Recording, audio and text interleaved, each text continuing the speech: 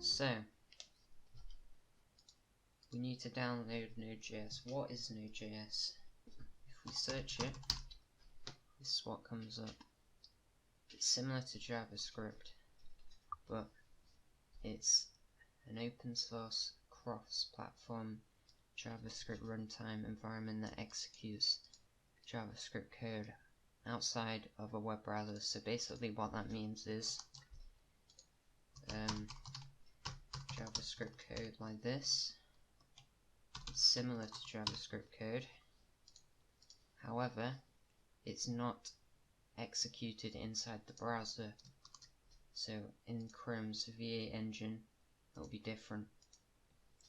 So basically, if we go on NodeJS.org, it's built on Chrome's V8 JavaScript engine, which you can see right here. This is basically Node.js, I believe, and it has many updates. It's quite a new language. I believe it was made in 2009, so it's not that old compared to more recent languages. So to download it, we go on nodejs.org, and I'm currently using NodeV. I'm currently using 3.10.1, but this is newer than mine, so if I want to download the latest version, this has slightly newer features than the LTS. I don't know. I don't really use the LTS, I just use the latest version. I think LTS means long time support, and current is probably got more bugs in it, but yeah. So what we want to do is we want to download this, like that. Now it says setup, we're just going to wait. So now we have Node.js setup wizard, we've got it ready. Press next and just install it. So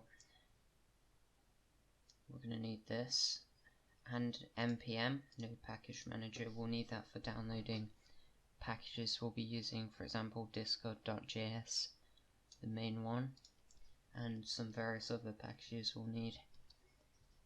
We don't need that, but it's okay. Path basically means how easy it is to execute the file. So if I type node console.log by, it basically does the same thing as on here. Obviously it types it differently because hi and by are different, but there we go, same language. So if we didn't have it on path, we'd have to go to the directory where the binary files were stored and type like node.exe to get the same result as this. So we click next. I don't believe we'll need this. We won't be using this. So just next, and we're ready. Let's go. We're gonna wait until this installs or updates my current version. Finish. And we've installed it. Pretty good. So there are other languages which can do similar things to Node.js, and it was before Node.js you couldn't use JavaScript anywhere. You couldn't use it outside the browser. If we clear this, yeah, we couldn't use the language outside the browser to make our own applications. We can only use it in the browser. If we go to npmjs.com or .org, what this is Node Package Manager. Basically, it's like an extension to Node. A bit like Python has its install package manager thing. This is similar. Python has pip, this has npm. So npmjs.com or .org, and if we want to go and type discord.js just to see what it looks like, so this is the package we'll be using first. This is what a package looks like, very exciting. And basically packages have certain dependencies, like I'd imagine it as a tree. Let's actually see its dependencies. Okay, so we have similar things. We have form data, which is sending a request via the API. We don't need to worry about this yet. I don't think we will need to worry about it because it's handled by Discord.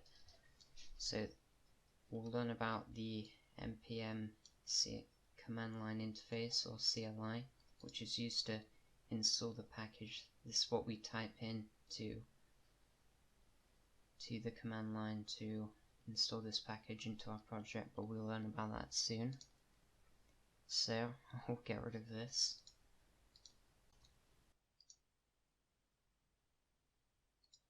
So if you don't have Windows and you want to install NodeJS, you'd come here, nodejs.org/download, and you'll use this, which supports different operating systems other than Windows and Windows. So if you was on Mac, you'd install this. I'd never used a Mac before, but yeah, that's if you're on Mac.